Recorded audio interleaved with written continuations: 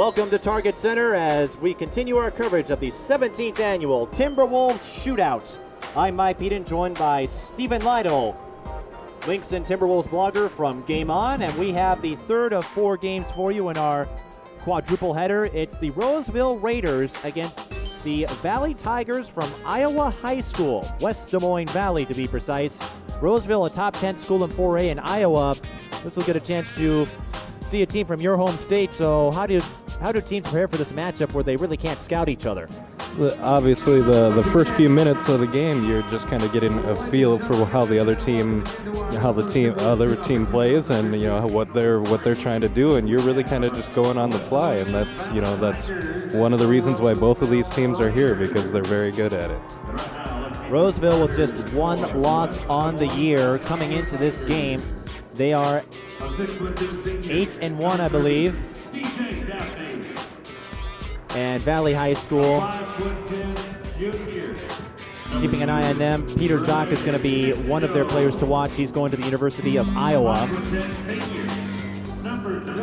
This game, a regular season game, but will not have any bearings on section seedings or implications. So how does that, I guess, help the teams relax, knowing that no matter who wins or loses, this won't affect them in the postseason? Well, to a certain degree, it's just coming in like any other game, no matter what the consequence of the game is. But just knowing that come out here and do the job that you're supposed to do. Obviously both of these teams feel they can get it done today in front of this crowd at Target Center.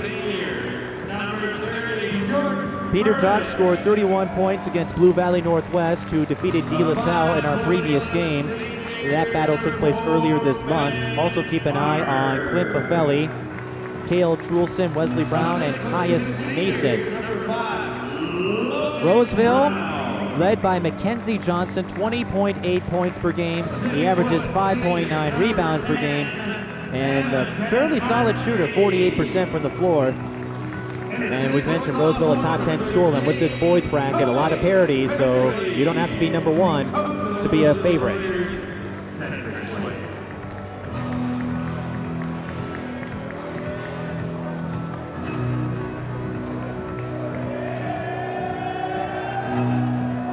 We'll do our best to get the starters for you throughout this game.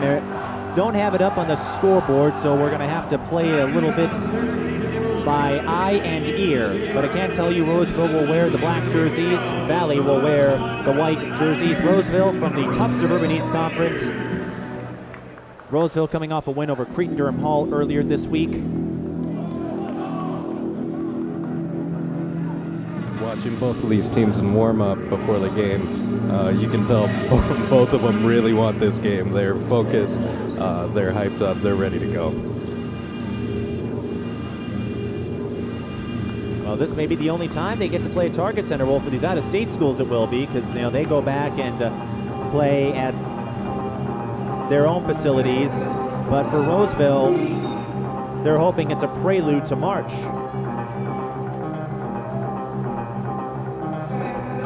And the tip-off is underway, and it will go to Valley High School. That is DJ Daphne, number 30. Again, the names will come to us in spurts. And they get the first basket of the game. That is Peter Jock on the bucket. Beautiful move to start the game. Beautiful pass.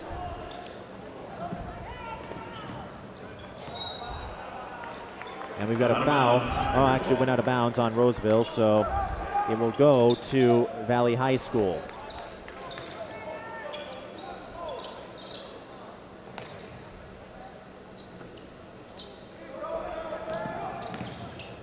Daphne with the ball goes to number 2, that's Trey Mitchell.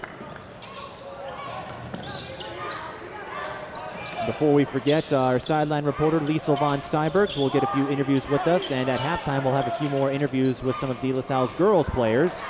It pays to have an assistant coach in your broadcast team. Roseville with the steal. They're on the fast break, and scoring the first bucket for the Raiders is Jordan Burich, number 30, Burich.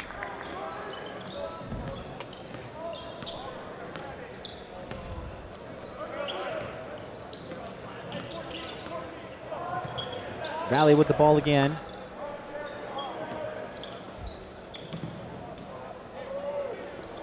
Making the three-pointer. That's Peter Jock. They call it a 2, but he has scored all 4 of Valley's points. Scramble for the ball. It will stay with Roseville.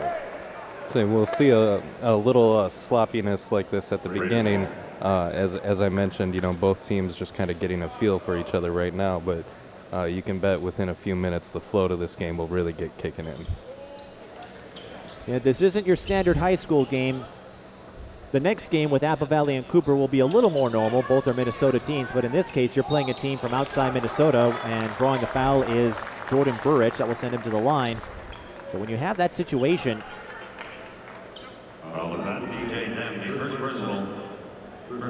it takes a little while to get accustomed to the surroundings. Burrich at the line.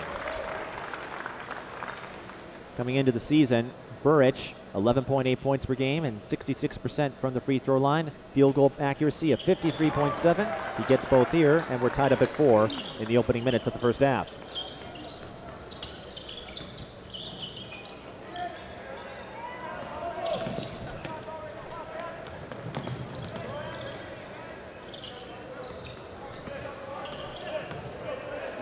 No shot clock, of course, so teams can take their time. Long three-pointer is off the mark from Peter Jock. Offensive rebound, DJ Daphne.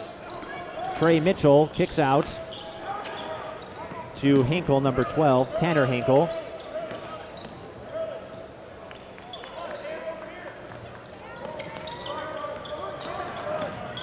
And a nice bounce pass. Peter Jock on the bucket. There's great ball movement on that possession for them. Your classic high-low move, would you say? Yeah, absolutely. They started in the post, and they worked it into the post, they worked it around the perimeter, all 5 guys touched it. And a three-pointer by Logan Brown, his mother, a former University of Minnesota Golden Gopher, and one of her teammates, Leah B. Olson. Wow, Leah. Leah's getting a shout out early in the game. Well, she'll be here to speak with us at halftime for the Apple Valley Cooper game. We'd like to thank those of you watching on prep45.com and wherever you may happen to be watching. We want to thank them and JDL Horizons for their hospitality. Jock missing the NBA 3. No bonus points awarded, of course. And as you see, the white line is being used for the high school games. Another difference for Iowa, and we talked about this off broadcast, Iowa High Schools Association, they use a shot clock for their basketball games. Minnesota does not. How do you think that will affect Valley's approach?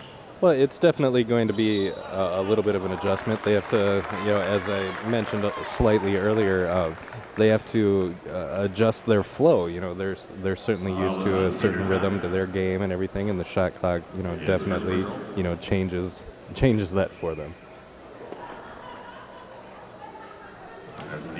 Bjork misses his first free throw.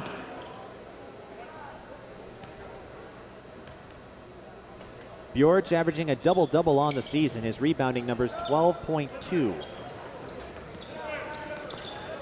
But he misses both here. Also gets 3.5 blocks per game, so Bjork will be the anchor for the interior defense on Roseville's end. Wow, look at that open. Oh, missed behind the back layup for Trey Mitchell, and that was a busted play there on a good open look. Kobe Critchley lost the handle, but cleans it up, and Roseville up 9-6. Mitchell has an open Hinkle, who takes the 3. Almost got the bounce.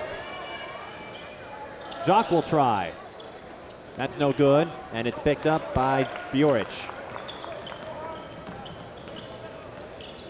Bjork, plenty of size, 6'6" senior forward.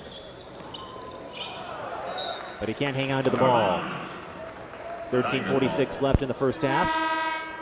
And substitution coming in for the Raiders.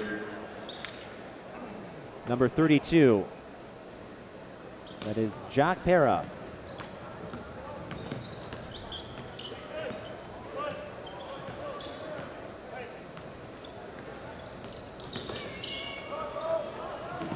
Daphne on the drive, yes.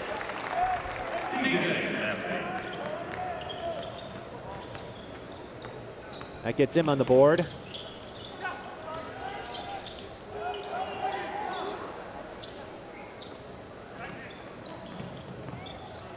Brown can't hit the three-pointer. We have yet to see Mackenzie Johnson in action.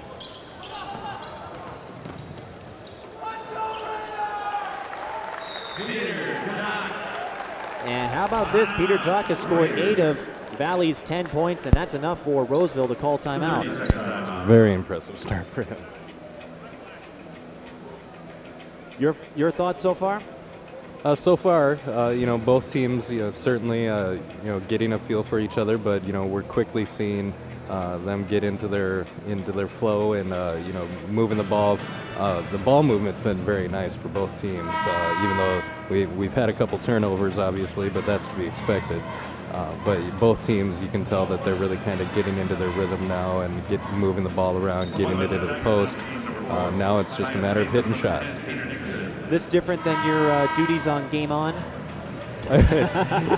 It's very different. It's for those who don't know, I'm making my debut, my broadcasting debut for this game, so bear with me a little bit. But yeah, for Game On, I'm used to pretty much sitting behind my computer and writing, so it's definitely a little bit different, but it's definitely enjoyable as well. Para, short on the three-pointer. And Valley couldn't haul in the rebound, so Roseville will get another chance. Roseville, a Class 4A school. And they have outscored their opponents by nearly a 2-1 margin coming into this game. And drawing the foul is number 5, Logan Brown.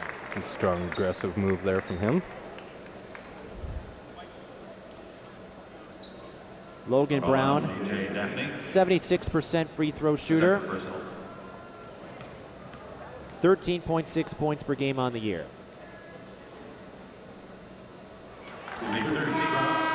Brown is at the line. Number 20, Luke Hummel in the game for the Tigers.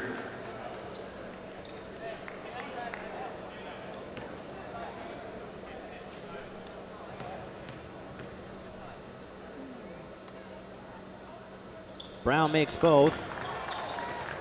And we'll talk more about the matchup in a minute, but first we have Liesel von Steinbergs down on the court with Jarvis Johnson from De La Salle, who just finished up his game a few minutes ago. Jock scoring for the Tigers. Liesel, let's hear from you.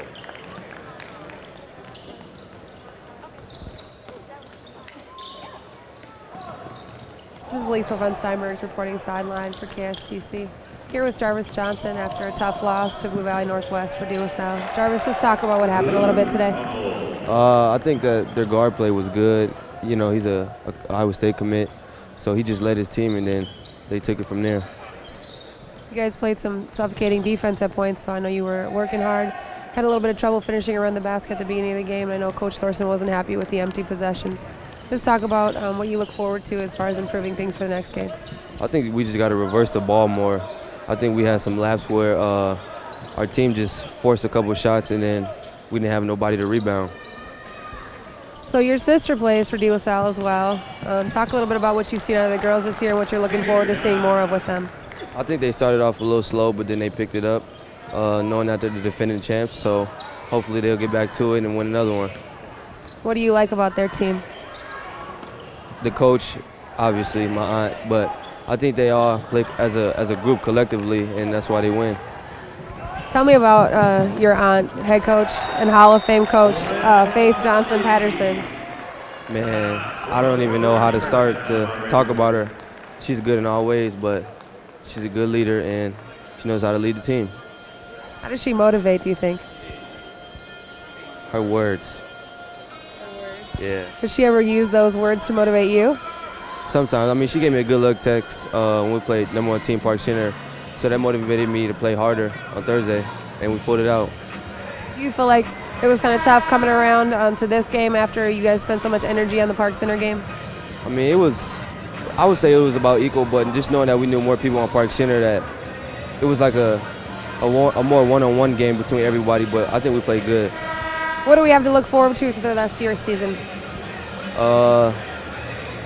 I would say we're trying to get back to the state championship, trying to win it again, repeat. All right, thanks to Jarvis Johnson from De La Salle.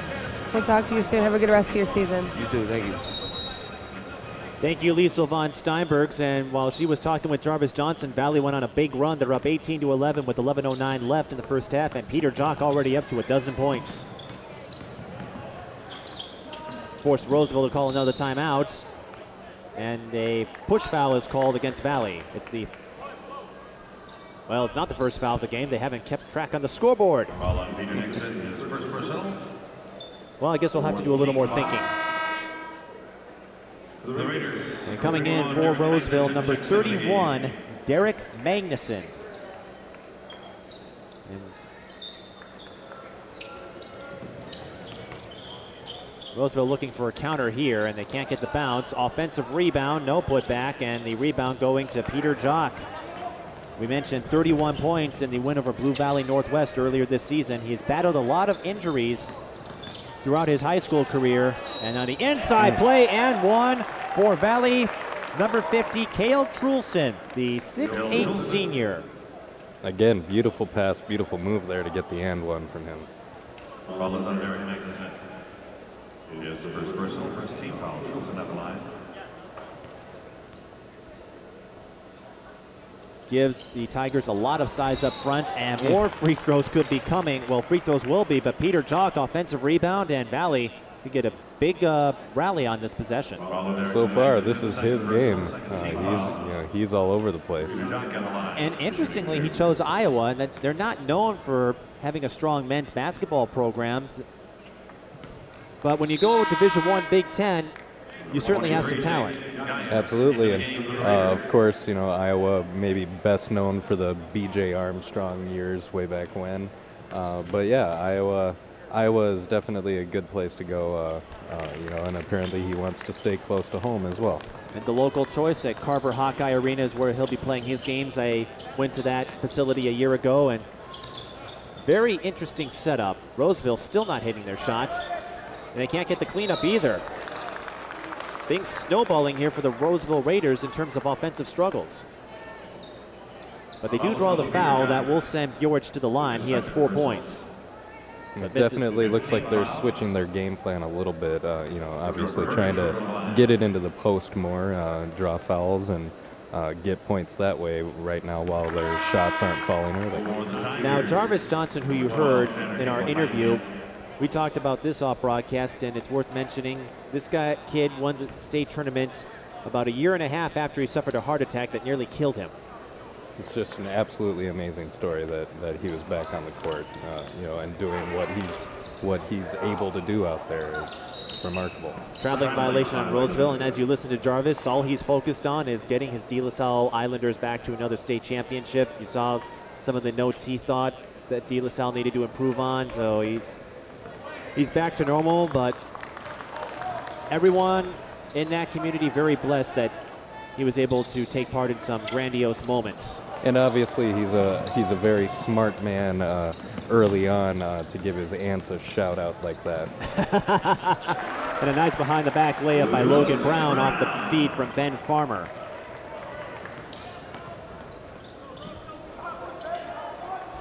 And let's see if that cuts the Valley run. It's 22-14 in favor of the Tigers.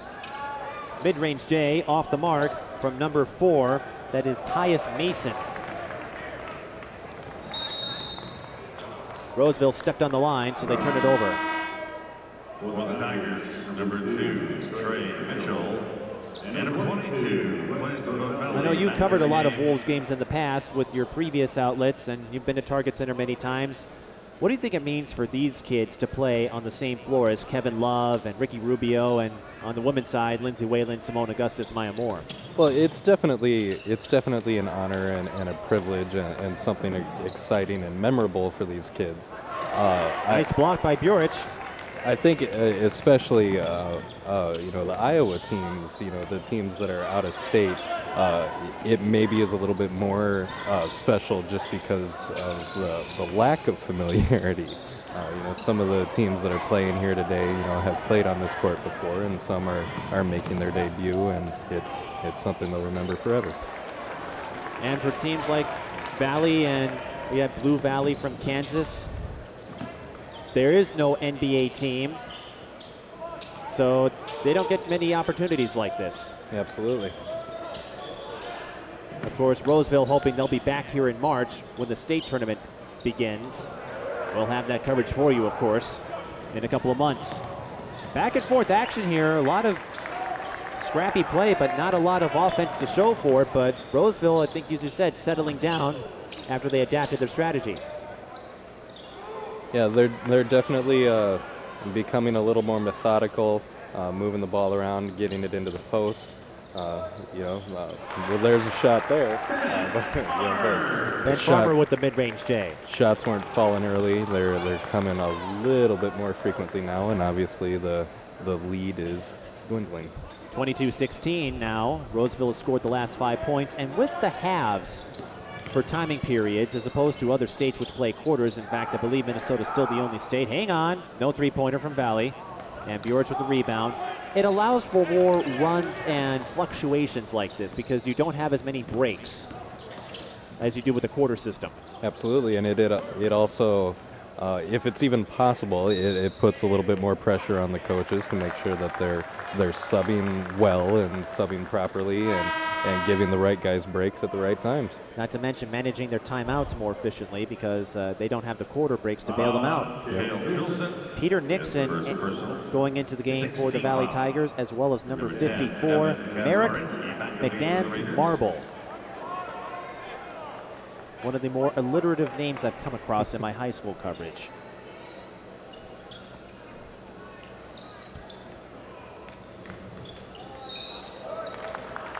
And a foul is called. It's against the Valley Tigers. The foul is on number 22, Clint Buffelli. Foul is on Clint Buffelli. Personal 17 foul. Valley in the penalties, so that will send number 23 for Roseville to the line, Jake Guyan. But he leaves that possession empty.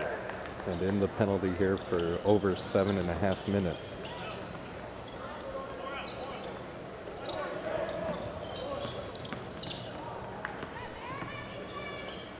Three-pointer.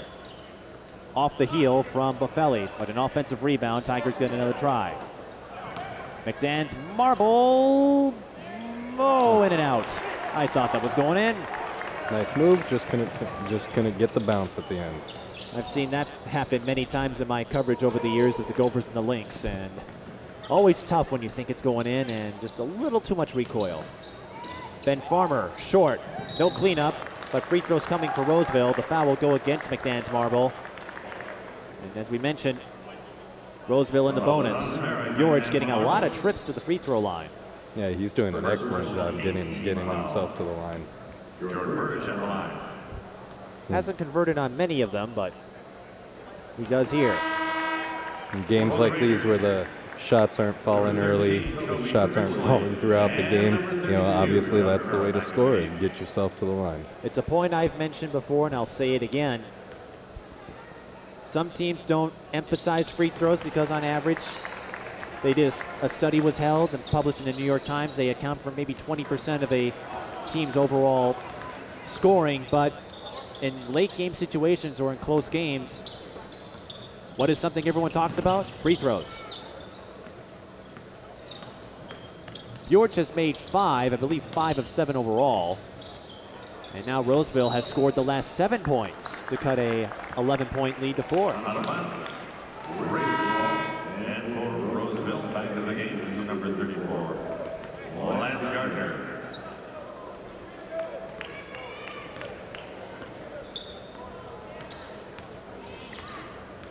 And a reminder, coming up at halftime, we will have Tyshana Johnson and Alina Starr from the De La Salle girls team speak with us. Here's Valley on the run. They've been in a scoring drought for the last few minutes. Last 4 minutes or so.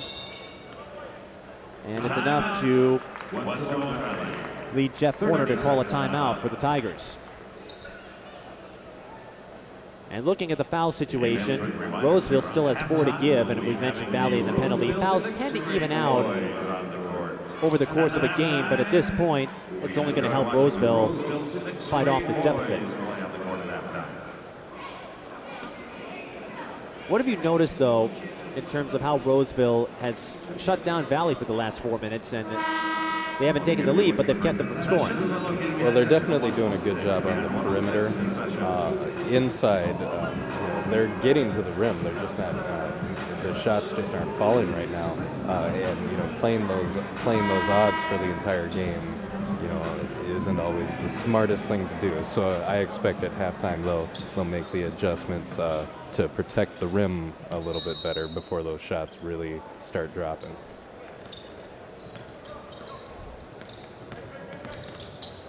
Trey Mitchell with possession, and he finds an open Buffelli for the inside move. Just like that.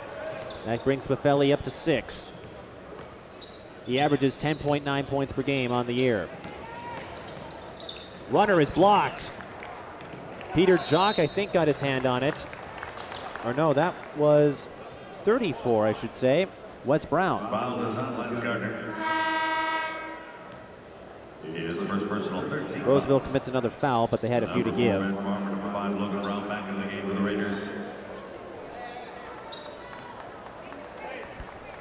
And I'm wondering if Max Johnson is hurt. I have not seen him take the floor at all this game.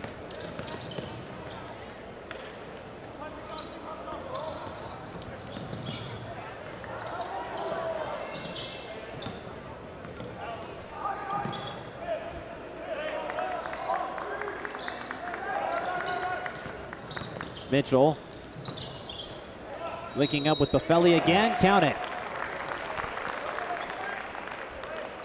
It's a nice move there to finish through the contact. And I know nothing on the line here for either of these teams for seeding or playoffs, but I think it would be something if all 3 outstate teams came in and scored victories against Minnesota teams. Absolutely. A little bit of pride on the line. Beat the Minnesota teams on the Minnesota Timberwolves court. And remember, it's a neutral court for them too. 3-pointer for Ben Farmer, his first. I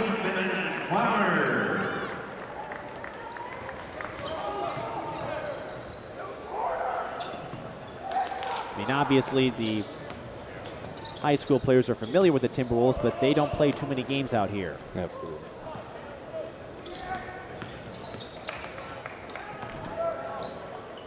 No counter from Buffelli, and the rebound by Pera. That's going to send Critchley, the son of Roseville head coach Ted Critchley. Logan Brown jammed up by number 10, Peter Nixon. Great defense by Nixon there.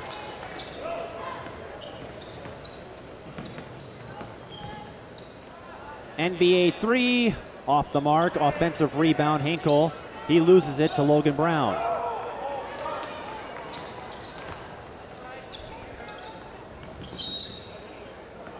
And an elbow is called, the offensive foul on Roseville. Foul on Jordan Burridge. He has the first personal. 15 foul. Last year, out-of-state teams were 2 and 3 against the Minnesota teams in the Timberwolves shootout. Apple Valley beat Onalaska, the team you saw earlier today. Apple Valley, of course, playing the nightcap. Sioux City East in Iowa beat Hopkins. Cedar Falls beat Prior Lake. Benilde St. Margaret's beat St. Thomas More from South Dakota. And Duluth East, as we mentioned, beat Rice Lake in Wisconsin. So for those of you interested in that trivia, it's been a while since we've had an outstate sweep of sorts. 26-21 with less than 4 minutes to play in the first half. Valley still leading. Logan Brown rejected. And I think Wes Brown got a hand on it. And Roseville answers with a block of their own, but Valley with an offensive rebound of sorts.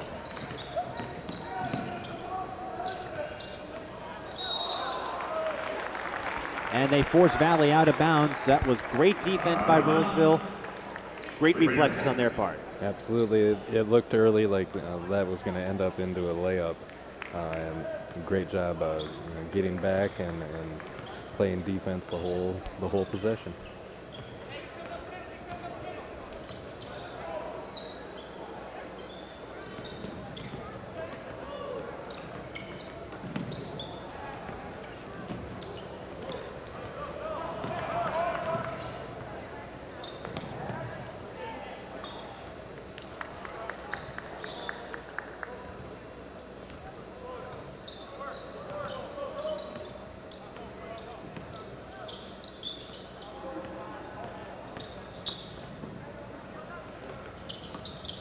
And we see Valley taking more time in their possessions now as a result.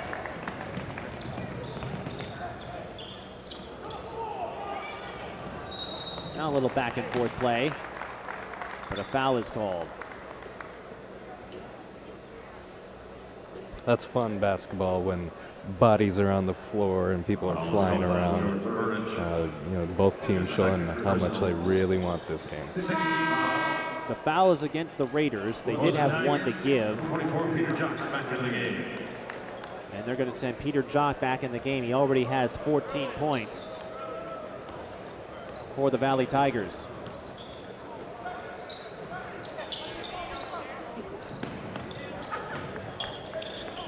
Hinkle almost lost it. He'll stay with the Tigers.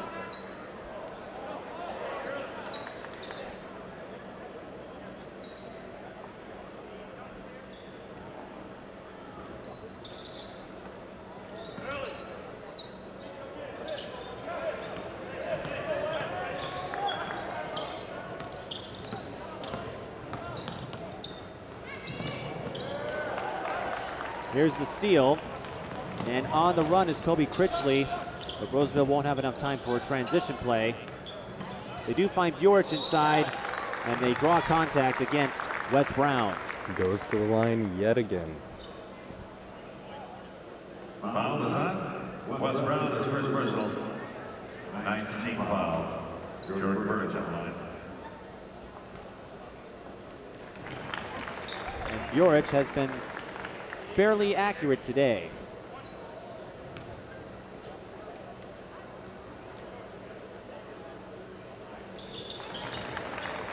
Seven of 9. And he's up to 9 points as a result. Just under 2 minutes to play. Valley High School, we mentioned their head coach, Jeff Horner. Himself was a standout point guard for the Iowa Hawkeyes.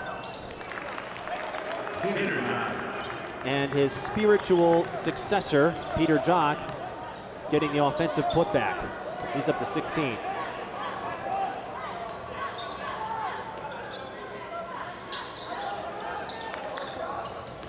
Bjorich with the spin move, and he spun a little too much. Traveling violation. 1 minute, 30 seconds remaining. The Tigers back in the game, number 10, Peter Nixon, and number 4, Tyus Mason.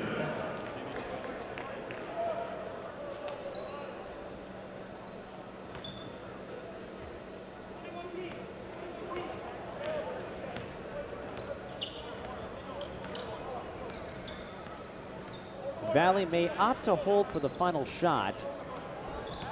They've slowed down their tempo a bit. And again, with no shot clock, they have that luxury, something they don't have in their home state.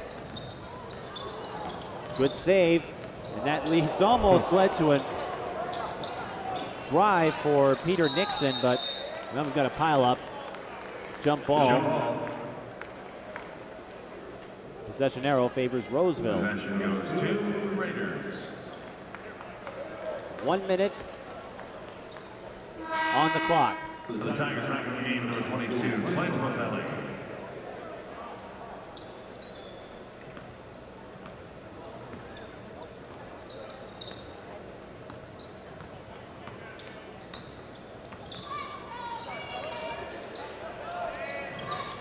Top of the key, bullseye. Jock Para. That three-pointer brings it to a 2-point game. And for Roseville, that has to give them a morale boost after trailing by 11 earlier in this half. 15-6 run since. Valley holding for the final shot. Well, they'll get free throws now. Logan Brown bumped Clint Buffelli, and Roseville in the penalty. Foul is on Logan Brown. 17 foul. Number 12, Tanner Hinkle back in the game with the Tigers.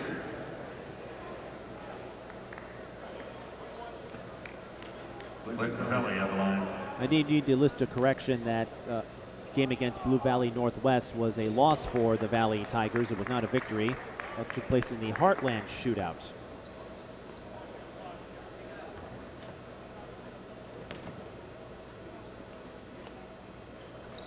Buffelli makes both free throws. That gives them a 30-26 advantage. Roseville will inbound it after it was deflected. 15.1 on the clock.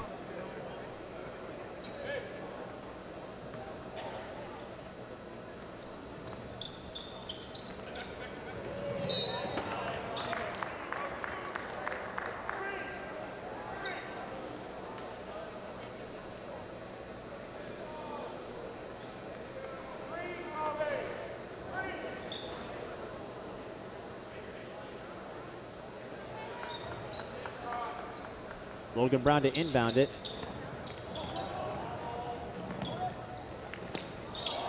And once again, Roseville struggling in the paint. Valley with time. Great look ahead. For three, short. But a good first half for the Valley Tigers. They lead Roseville 30-26. So your thoughts on the first half? Good, bad, indifferent, and what adjustments do we need to see? I think in the second half, we're definitely going to see more post play. Obviously, both teams' strongest players, tend to be more on the perimeter. But to really get this game going in the directions that they want, we'll see the ball getting into the post more. We'll come back in a few moments. So again, we have a couple of players who should be joining us here at halftime. You're watching the 17th annual Timberwolves Shootout. Mike Peden here, and we continue with our De La Salle promotional plug, it seems. We've got Alina Starr next to me, and to her right is Tyshana Johnson, the two seniors who have carried this team for the last several years. And I know you're familiar with the Target Center confines, so how does it feel to be watching a game up here where you don't have to play? It's different. I'm ready to play on it again, actually.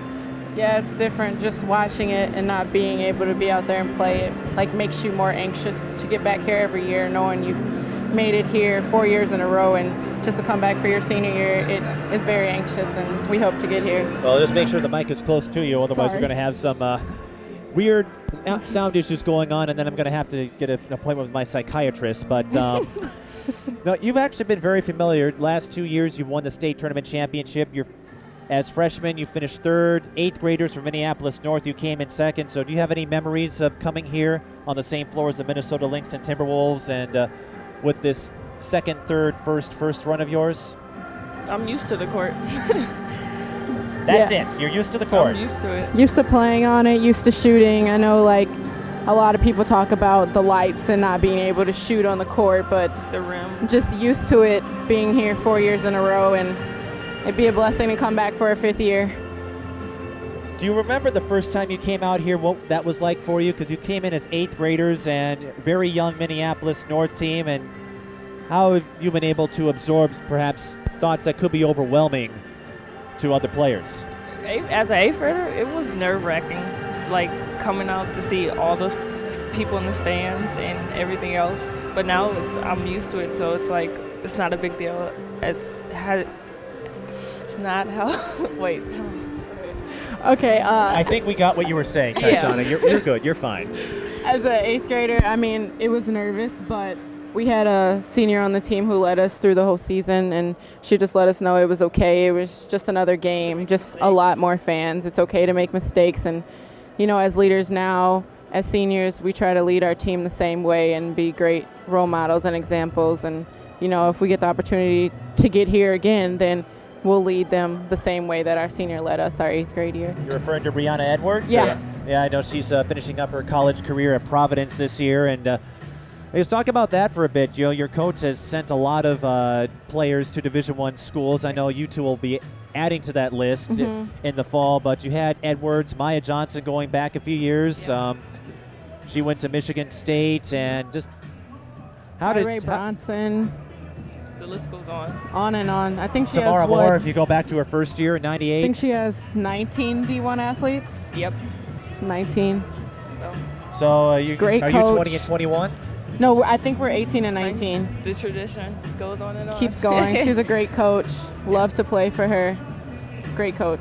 And what was your first memory with her? Because your older sister played under Faith Johnson-Patterson back in Minneapolis North, and what attracted you to play for her, years later? I think just being around her so much and being able to practice with them and just be in the gym and her coaching abilities. And she's a great coach, and she's she's inspiration. Like, she's a role model. Like, you can learn so much from her, and it's just a great feeling playing for a coach, especially a Hall of Fame coach.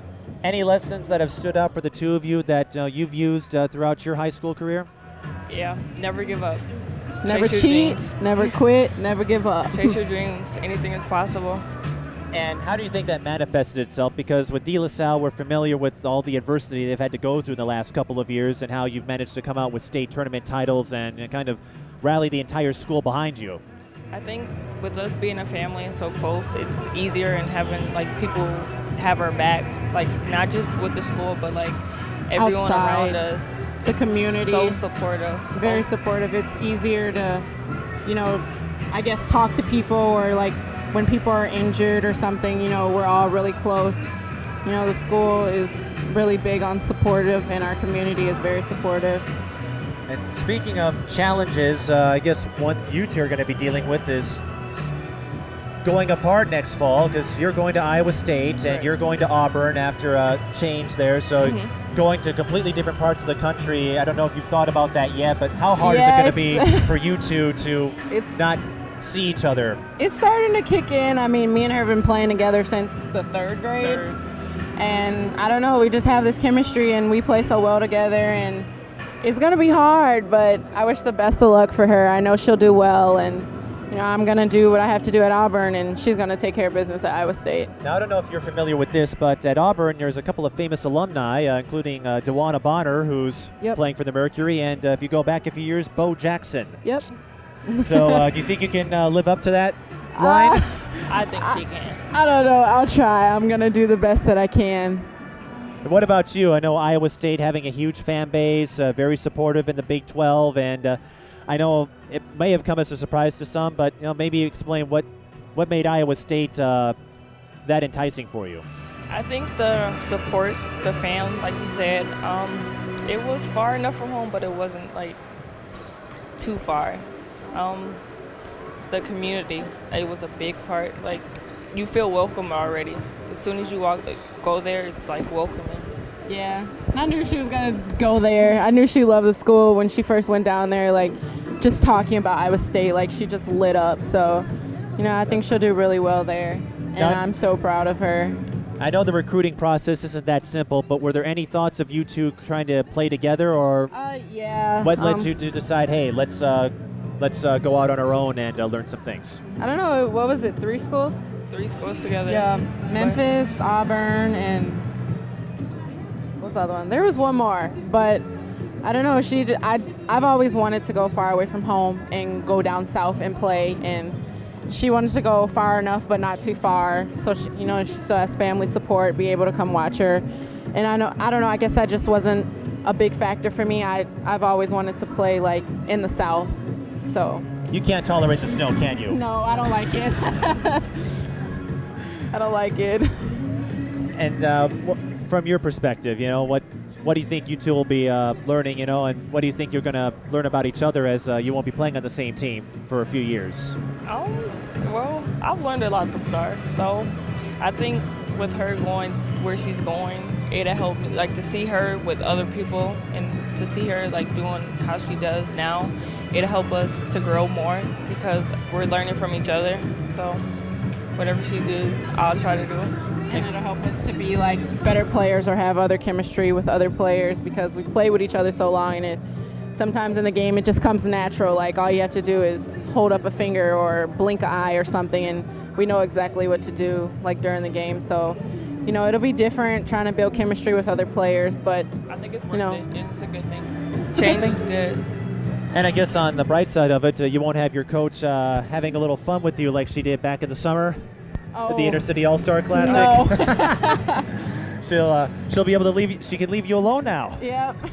But You touched on camaraderie, and that's something with a lot of the teams, and a lot of players, of course, know each other from AAU. But you two have played since 3rd grade. How have you two managed to, play together? And when perhaps you two aren't feeling the friendliest toward each other, how do you weather through such moments that have helped define the friendship between you two? Because that's a common bond in a lot of high school teams. We've been through a lot together. We have been through so much, and we've had games like that where, it just wasn't clicking that night, and we were upset with each other, but we knew what we had to do, and we just kept our focus and did as best as we could. And we may fight during the game, or it's not, our friendship isn't perfect, but after the game we're fine. It's not like we hold grudges, and so it's perfectly fine. What happens on the court stays on the court.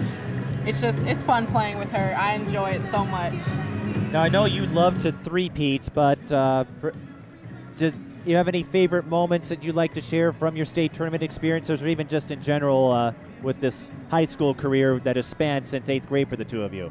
The one that probably would stand out to me the most is last year when my great-grandma died, and I just played the whole tournament for her, and because I knew she would be watching if she was still here, and it's hard without her now, and I miss her so much, but I just played last year for her, and my team understood. They had my back through whatever, and they were very supportive, and it just worked out last year. Same with me, probably 10th grade year after my brother had the heart attack and he was in the stands. So I played every game for him, because at one point I was going to quit at the beginning of the season.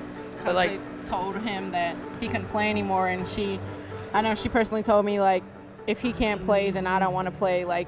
Jarvis is her everything. So seeing him in the stands was just motivation. So that's what happened with that. And then, of course, he won a state championship last year, which kind of a storybook ending, and it's just starting for him. I know he took the floor earlier today, and we had him on in the last game, and it's all he talks about is the game. But I'm sure for you and everyone else involved, there's probably a pleasure involved where he can just focus on what he needs to do to improve. Same with you two. Yeah, correct. So I guess, is there anyone you want to say hi to that is watching this at this Timberwolves shootout? Hello, everyone. No one special. You're saving that for another state tournament trip if you go back? I hope so. I'm sure we'll you'll see in March. We'll find out. Well, still, you got to get through sections as always, and that's never a sure thing. But thanks for taking the time to speak with us. And thank you. Well, fun today, and good luck. I know you've got a big match with Hopkins next week. Right. Yep. I won't be there. I've got the Gophers to cover and your cousin Taylor Hill, but I'm sure I'll find out on Twitter or online on how the game went. But you'll find out. Well, thanks for stopping by, and good luck, and maybe we'll see you here in March. Yes, hopefully. Thank you. Thanks. And we welcome you back to Target Center, where we're continuing our coverage of the 17th annual Timberwolves Shootout. I'm Mike Peden. He's Stephen Litel of Game On. Valley from West Des Moines leading Roseville 30-26 in the third of 4 games to take place at Target Center. And one reason for that, Roseville 29% shooting 7 of 24. Valley shooting 43%, 13 of 30.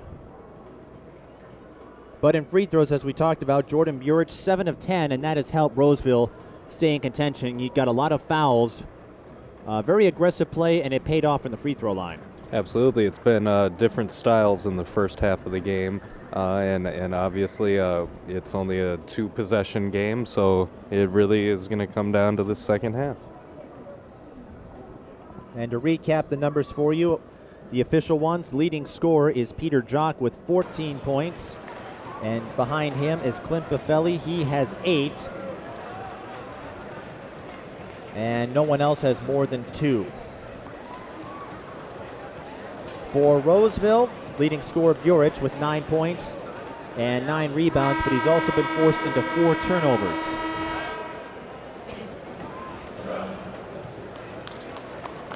Rebounding about even. The big difference, as we mentioned, the shooting, although Roseville does have an edge in 3-point field goals, they've made 3 of 6, Valley 0 of 8. So enough contrast for the stats to really even out. the rebounding battle in the first half was quite entertaining, and obviously the difference at the half is only 1 rebound more for Roseville. Roseville wearing the black jerseys, Valley wearing the white jerseys, and again, no Mac Johnson available for the Raiders,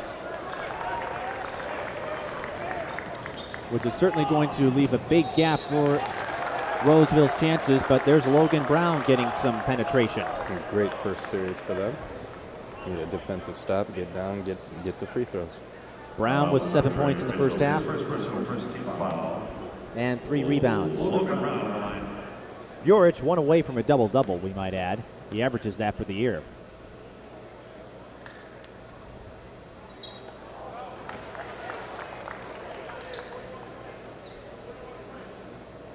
Brown breaking the first free throw attempt.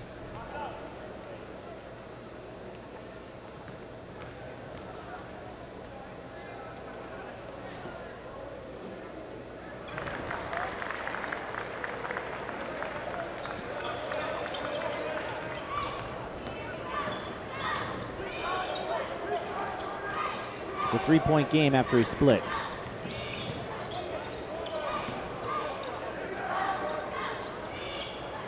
Valley too strong, and that was a nice outside in play to Buffelli. Brown lines up the 3. Bullseye.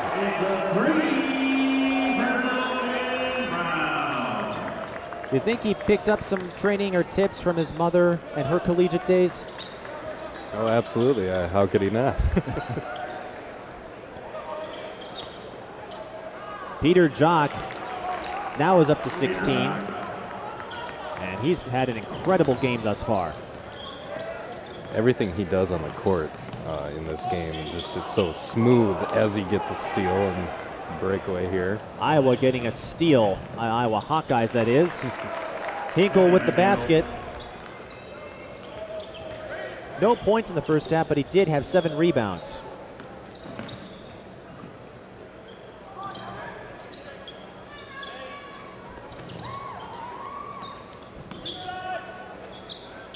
Roseville can't hit the long 2, and the rebound by Tanner Hinkle. It brings him up to 8, unofficially. Jock for 3, too strong. And that remains the one element from Valley's field goal shooting that has eluded them. They'll try another 3. 0 for 10. And Valley's going to get hit with the foul coming off the rebound. And he comes up limping a little bit. That's Kobe Critchley, number 13. The 6-foot sophomore guard we mentioned. He is the son of Roseville head coach Ted Critchley. Readjusting his shoe, walking it off. He looks like he'll be okay.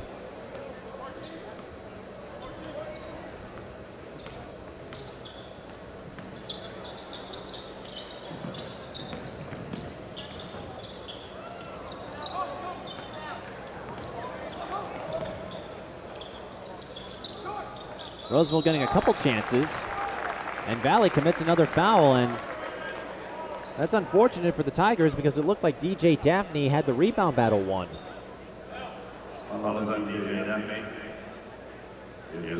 That's his 3rd, and Valley's already committed 3 fouls in the first 2.5 minutes of the period.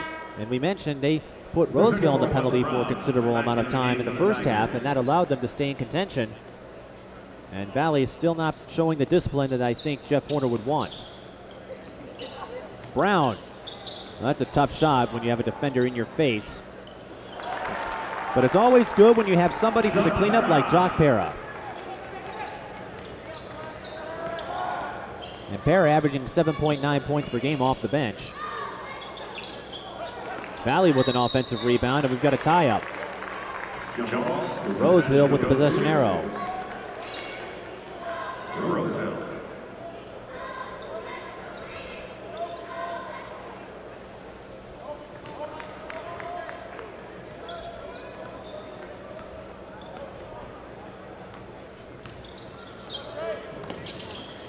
Brown missing and rebounded by Hinkle. Number 20 in the game for the Tigers, Luke Umble.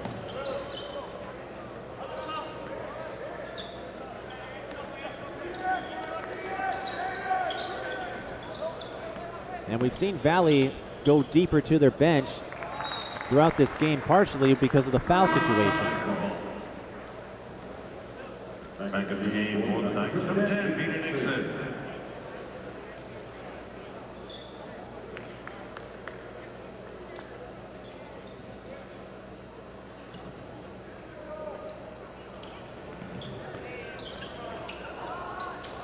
And, oh, I thought Jock would have hit it, and now the Valley Tigers are 0 for 11 from three-point range. Yorich doing a little cleanup work, taking a page from Kevin Love's book. Yeah, early on in the second half, Roseville is definitely doing a better job of getting into the post and making plays out of there. What a play. Peter Jock figuring if I can't hit three-pointers, I'll go for the layup. I mean, this hasn't been the cleanest of games I've seen from both teams, but they're very scrappy on the offensive side of the glass. We're getting a lot of second chance looks and very stingy play on both sides. Absolutely. These teams are battling it out. It's been quite entertaining to watch, despite the shooting percentages. Again, the rebound battle has been fun. Well, when you miss a lot of shots, that leaves a lot of rebounding opportunities. If you're wondering about that Kevin Love reference, running joke among some Wolves folks is he only has 2 ways to score, three-pointers and putbacks. But he does a very good job of both when he's in his peak. And nice anticipation by Roseville. Colby Critchley with a pair. You couldn't get more open than that. Umble gets the turnaround fadeaway. That should say Trulson. That brings Trulson up to 4.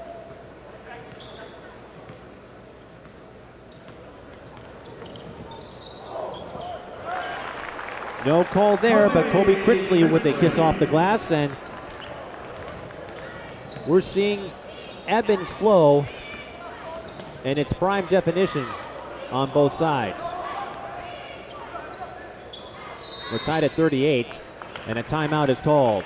Can you just get a sense the way this game went in the first half, the way it's going here in the second half early on, that this one's going to go right down to the wire. And we haven't had any bad games. Onalaska ran away from Lakeview late in the first half, and the De La Salle game against Blue Valley Northwest, that was close. De La Salle made that one a contest, and like you said, it's a battle of rebounding. It's not the most efficient game for either team in scoring, but the fact that they're getting so many rebounds on their end, I don't have rebounding percentages, but I have to imagine on the offensive side, they're respectable numbers.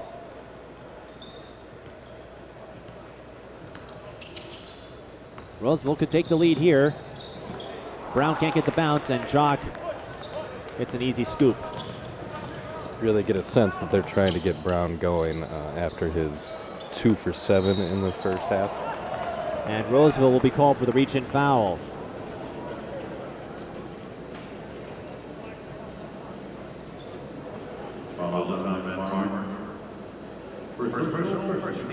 The foul's on Farmer.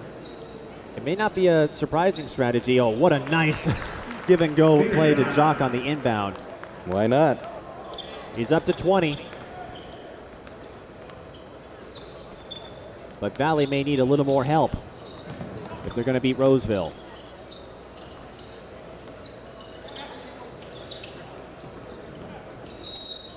Brown is called for the push, and that's the 5th team foul on Valley with 12:05 to go. Once again, though, Brown getting the touch, and when you don't have Mac Johnson available, he's your top producer on offense. That often challenges someone else to step up, and I think Logan Brown getting some confidence. And how about that for some confidence? A block for Trulson, or Umble, and they'll get possession. I'm getting Trulson and Umble jumbled up. For the Raiders, forward Lex Gardner checks in.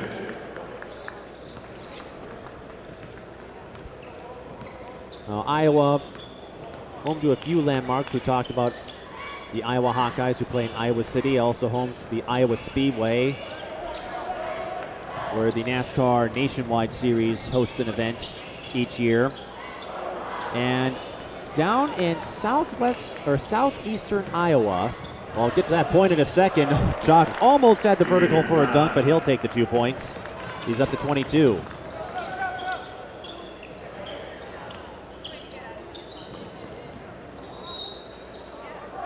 Out of bounds, Roseville keeps it. Iowa home to the Trent Fest. There's a town in Iowa that legend has it that they applied and got permission from Gene Roddenberry himself to christen themselves as the future birthplace of James T. Kirk. One of Iowa's most proud moments right there. Well, one of Iowa's most recognizable celebrities if he is indeed born in the future. And of course, don't forget former Minnesota Timberwolf Fred Hoiberg at Iowa State. I was just about to get to that. Iowa State, 3 hours south of here in Ames, Iowa. It's down I-35. The Hilton Coliseum is where they play their home games. You also have University of Northern Iowa and Drake to complement the Division I schools.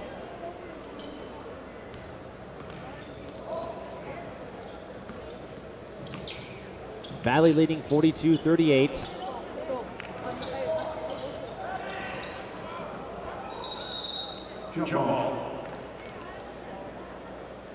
And they'll get possession as they hold the arrow after the jump ball is called. The number of players in there for that jump ball, it looked like they were playing rugby for a little bit.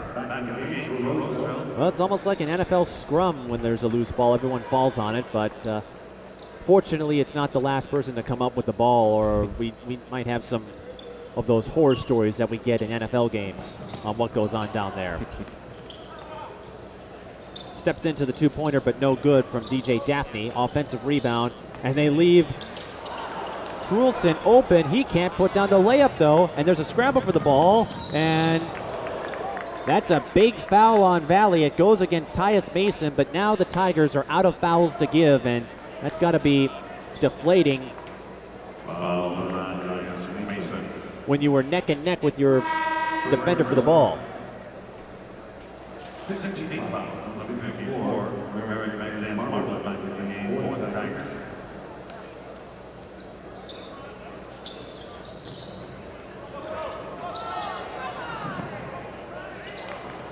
Couldn't get the inside play to work. In the game for the Raiders, number 34, Lance Gardner. This entire game, both teams are doing a great job of moving the ball. You can see the passes that they're making are the correct passes, and the shots just won't fall sometimes. Well, part of that credit has to go to the interior defense, because I usually see at least one defender in there to make sure there's no open look. But that's one way to get some scoring opportunities. Logan Brown drawing the foul on number 54, Merrick McDan's marble. And as we mentioned, Roseville now in the bonus for the remaining 9 minutes and 54 seconds. And this is what kept them in contention in the first half. Second personal, 17 foul. Logan Brown line.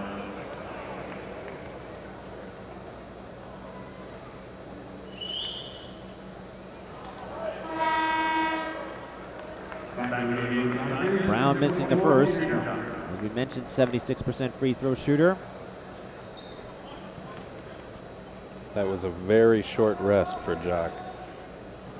Well, he's been pretty valuable. They need him. Elsewhere for Logan Brown, he also chips in 3.2 dimes a game.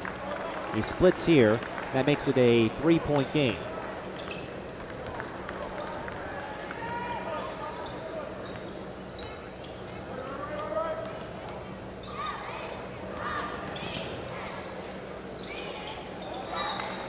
Good idea by Valley, but Roseville's defense forcing the turnover. You saw Bofelli doing a turnaround fake, was looking to go to McDan's marble, but Roseville's defense picked up on the fake. And they have a chance to tie it with a three. And it's worth noting because they've hit a few three-pointers. The Tigers have missed all 11 tries. And Critchley lost the handle, couldn't come up with much there, and a fast break layup for Clint Buffelli. That brings him up to 10.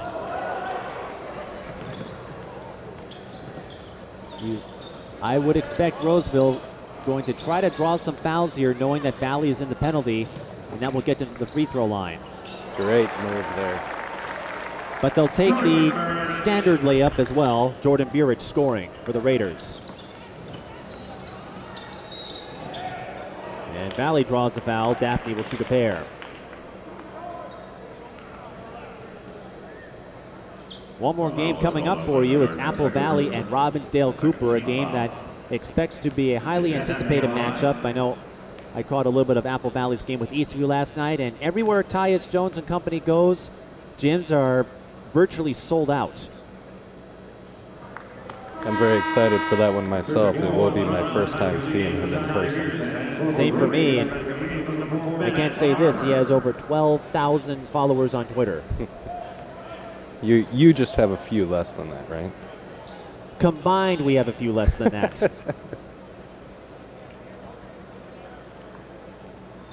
Of course, social communication, a regular part of conversation now. There was an article not too long ago, Daphne Splits, by the way, that hashtags have now entered the lexicon of communication. People using it outside of the realm of Twitter to describe their situations. Valley almost got the steal, but Tyus Mason stepped out of bounds before he could pass it to a teammate.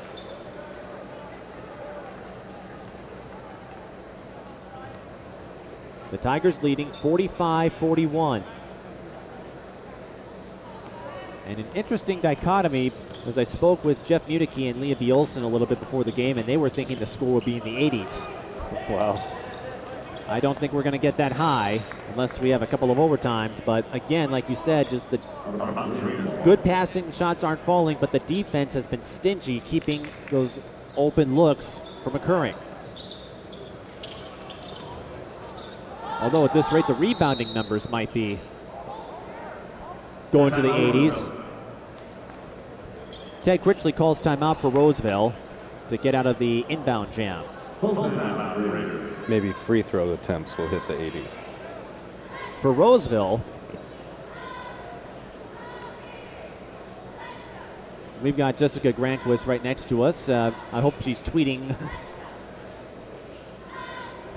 Hope she's on our Twitter marketing staff or our assignments there, but called the first pair of games, and I know it's been a lot of fun for all of us here presenting this to you for the first time. We have a lot of broadcasters here, actually. This is considered one of the marquee events of the high school season, and high school coaches rated it number 2, and number 1 was the Breakdown Tip-Off Classic events, which are held in early December. And of course, Jeff Municky and the Timberwolves do a great job putting this event together and hosting the teams, and obviously the teams enjoy it as well. And he was enthusiastic, and I'm sure that's been a staple of his since they started this event in 1995. Back then, it was just a one-game event, and since then it's expanded. They've had up to 6 games at times. This year it was 4 because they decided to host it before a Timberwolves game, which I believe is the best way to market yourself and get the high school kids out there, is to have these kids take the floor before the Timberwolves do against the Portland Trailblazers tonight. Absolutely, and we've seen a Timberwolf or two poke their head in here throughout the day. I personally saw Dante Cunningham come in for a few minutes, watch the previous game for a little while before, heading home, obviously, to continue his routine for the Timberwolves game tonight. And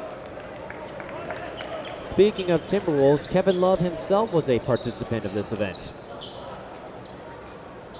Finally, Valley makes a three-pointer, and we've got a tumble.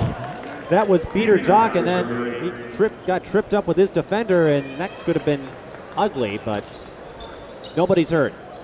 But more importantly, the Tigers get their first three-point basket of this game, and that gives them a 7-point lead against the Roseville Raiders.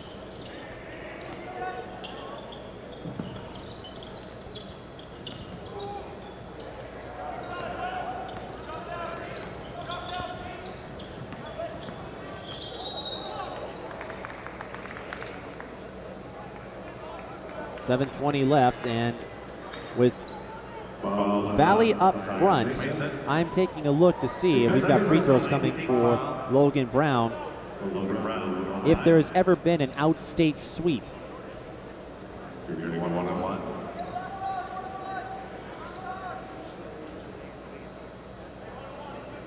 And I can't seem to find one.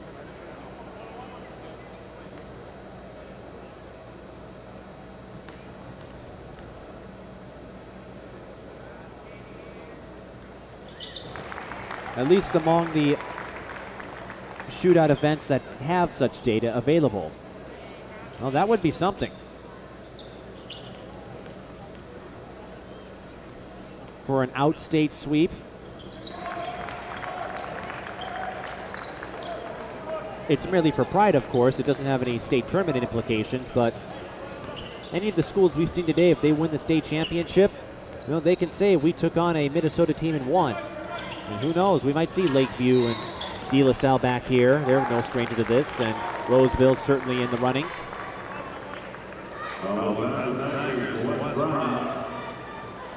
Wes Brown commits an offensive foul for the Tigers. No free throws awarded because it's a player control foul, but Valley should be running away with this the way the flow has gone. You know, they've been the stronger shooting team, but they've also been the less disciplined team, and they're fouling, keeping Roseville in it.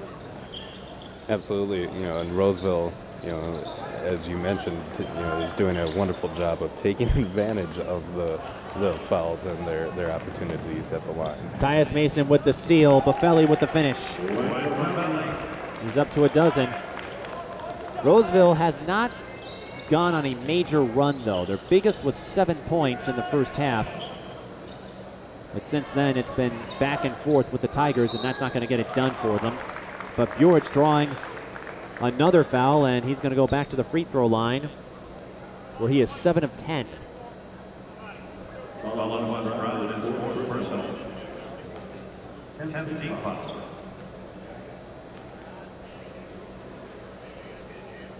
If you're shooting that many free throws individually and as a team, you're definitely getting work in. We've talked about free throws, not just accuracy and percentage. That's always important, but sometimes in games, the number of trips you make can have an influence. Bjorich splits here, as there are some nights, you know, take the Lynx, for example. Some nights where they were more of a jump shooting team, you don't get many trips to the free throw line. I mean, we've seen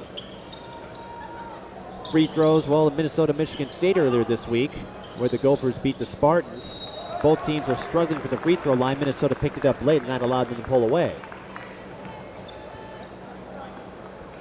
And a loose ball foul on Valley, and that's going to mean another pair of free throws for Roseville. And Roseville still has 4 fouls to give. And Kobe Critchley will make his first trip.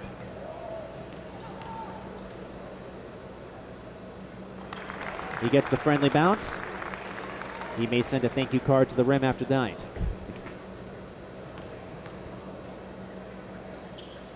Makes both, and that's a 4-point game.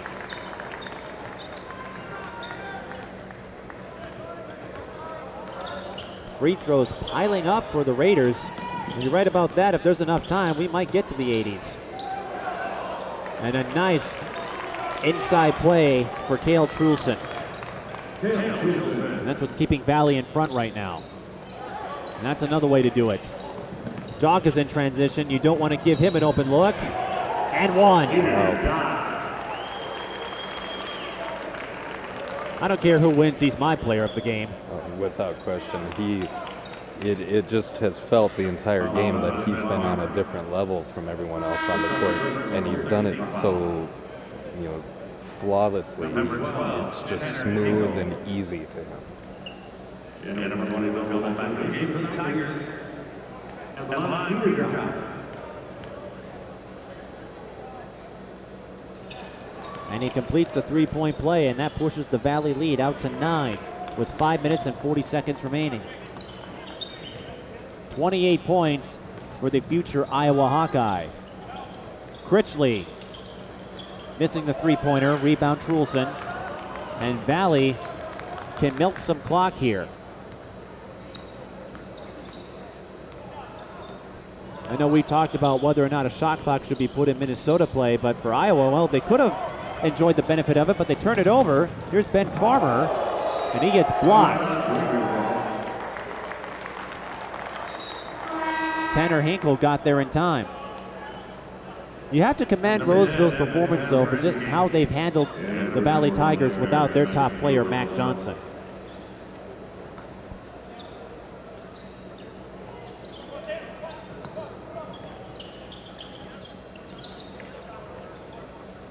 Brown off balance, but hits the three-pointer anyway.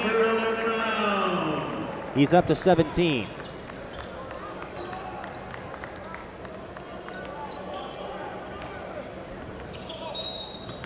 And Roseville commits a foul. They did have 3 to give.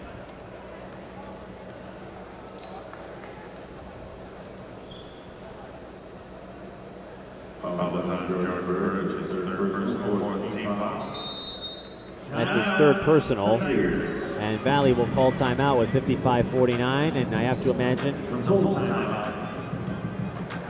going over a few things. If you're Valley, what do you tell your players to keep Roseville from coming back? Because, again, you're in the penalty. Roseville shoots 2 free throws anytime there's a foul. As you mentioned that last time down the court for Valley, coach is definitely telling them to find that perfect balance of milking the clock, yet still remaining aggressive and taking the shots when they're there. Move the ball, find a good shot, be happy and confident with a good shot. We'll reset the situation for you with timeouts. I'm not sure how that's going, as they have the pluses up on the scoreboard, and that's to indicate 20-second timeouts in the pro level. 4 minutes, 54 seconds left. Valley up 55-49. Again, Valley already committing 10 fouls, so Roseville in the double bonus, and the Raiders still have 2 to give. I wonder how many times in this game one of the two of us has said the word foul. Probably about 86 times.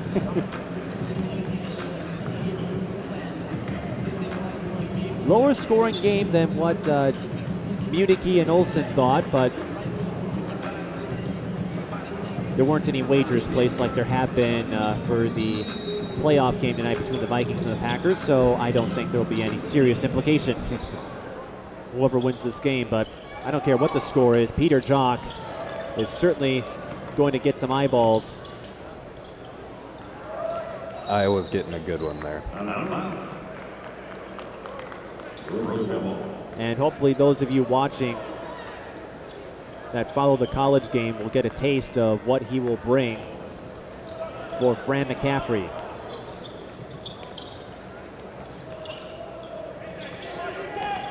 The Gophers aren't going to want to have to face him.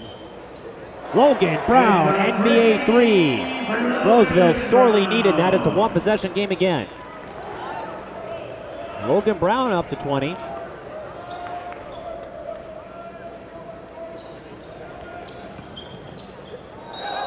And a traveling violation on DJ Daphne, so Roseville once again can tie this up. And I know it's an overused phrase, but it's crunch time for the Raiders. Showing their determination here, hitting these shots, getting back into it, and yet again, we're back to a one-possession game. I also had to work in a Timberwolves plug. Crunch, the mascot, of course.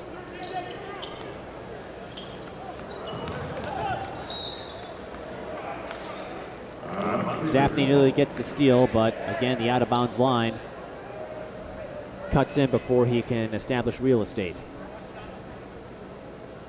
4 minutes exactly to determine a winner. For 3, and a foul. That makes it 87 times. It looks like Clint Buffelli committed the foul, and that's going to send Evan Kazmarinsky. No, it's going to send Bjorich to the line. It was away from the ball, but still 2 free throws for a guy who's seen a lot of trips tonight, but he comes up short there.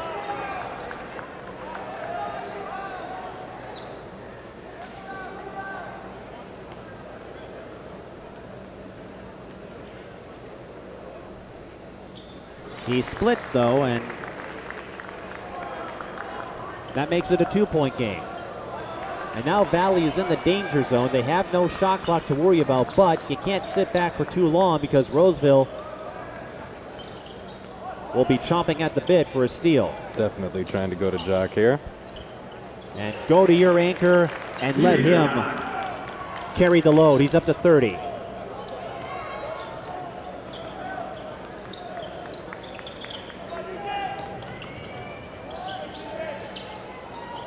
It's a 4-point game, 2 possessions. And Roseville being patient here. There's still plenty of time. But they look for Burich, and Jock came up with the steal. Just a lot of coverage down low, and it leads to a pair off the turnover. Klimpafelli scoring, and Valley up to 6 points again with their lead.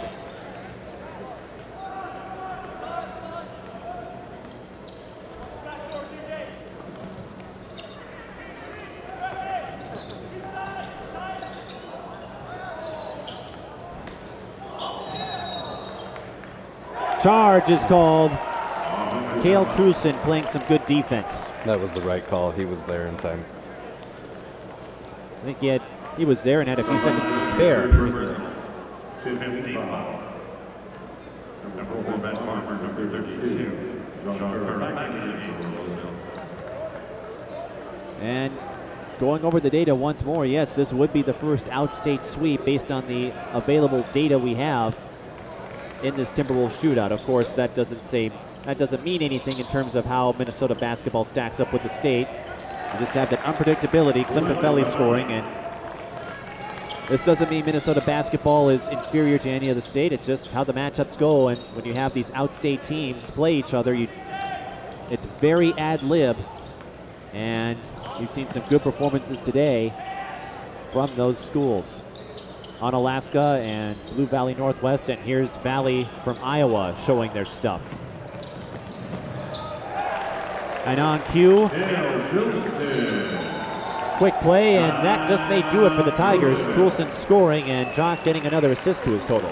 And if you notice, ever since Roseville brought it within 2, Jock has been involved in every scoring play. They've scored the last 8 points to perhaps put this game out of reach.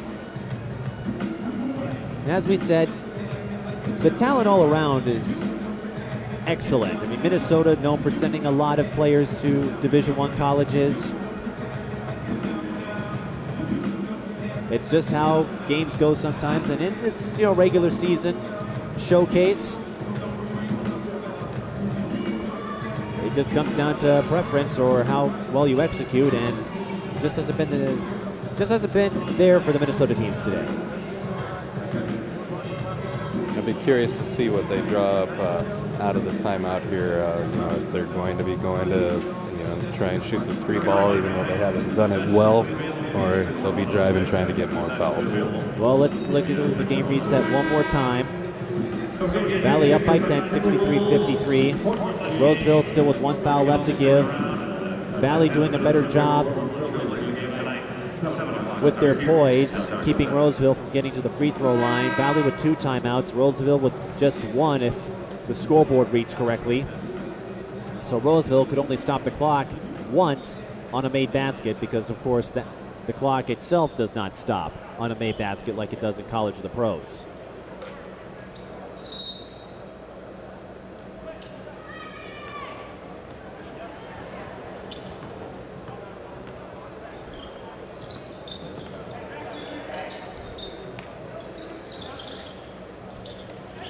There's the 3-pointer you were talking about, but it comes up short. And we have a foul on Valley. They may be in front and they might come away with the win, but Jeff Horner's not going to be happy about that. No. They're at the point of the game where they just want that clock to tick down even faster. And now you stop the clock, although Burich has been up and down with his free throw shooting.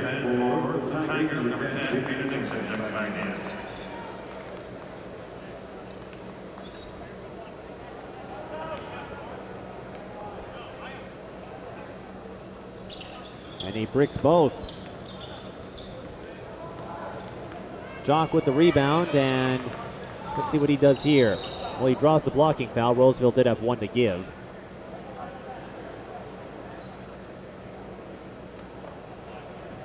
Foul was on Joe Burridge, his fourth personal, sixth regular team foul.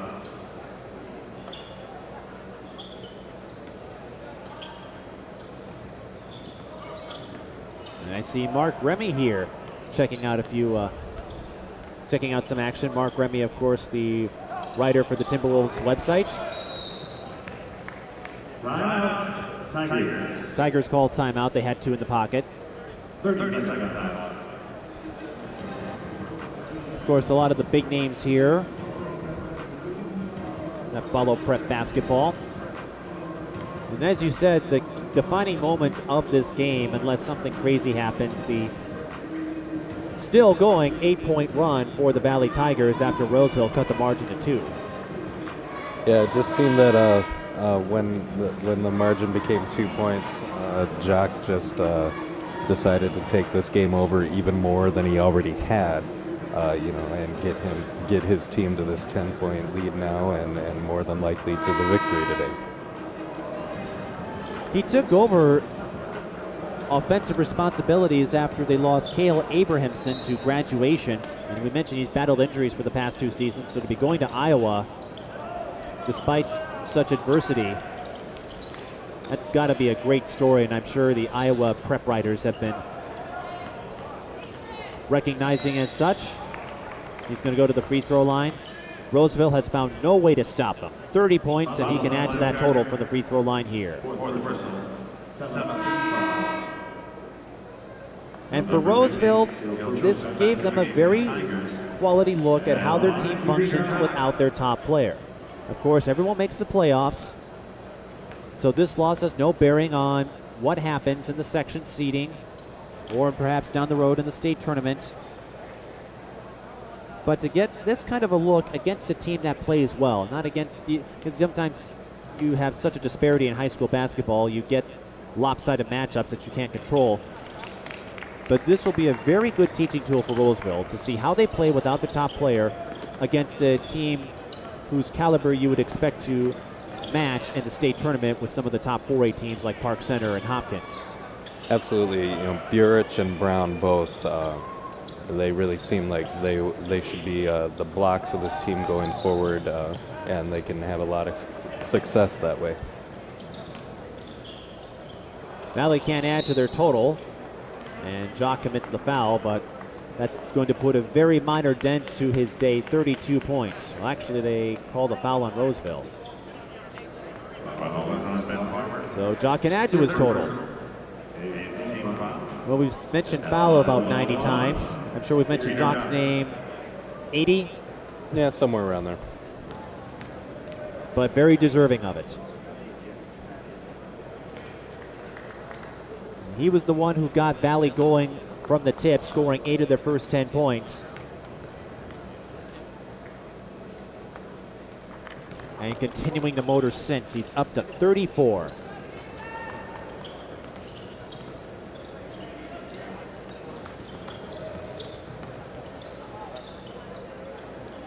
And that's one way Valley won this game.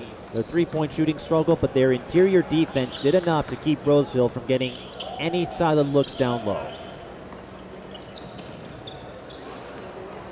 George gets the steal.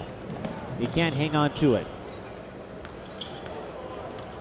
And let's see what Valley does here. They're not going to run out the clock.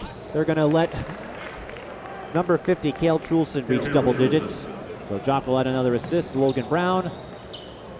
And all the way down to the buzzer, Valley playing strong interior defense, not giving up on it an inch. Without question, they were the better team in this game. Jock was quite impressive. The defense inside was just remarkable throughout the game, and that obviously helped them achieve the 16-point victory here. They scored the last 14 points of the game and win 69-53. And we're going to see if Liesel von Steinberg can get a word with one of the winning members of Valley. But to recap the final numbers, Peter Jock 34 points to lead all players, 20 of them coming in the second half. Very impressive numbers for him. Clint Buffelli finishes with 16, Cale Truson with 10. Roseville leading scorer Logan Brown with 20, Jordan Burich with 15, Kobe Critchley with 8. And it looks like we're going to wrap it up from here, to call it a game from here. So your final thoughts? Overall good game. It certainly would have been nice to see Roseville at full strength, but they certainly gave a good effort, and Valley is a nice solid win for them. So for Stephen Litel, Liesel von Steinbergs, and everyone else here, I'm Mike Peden. Thank you for watching this game. We have one more coming up for you between Apple Valley and Robbinsdale Cooper. Stick around.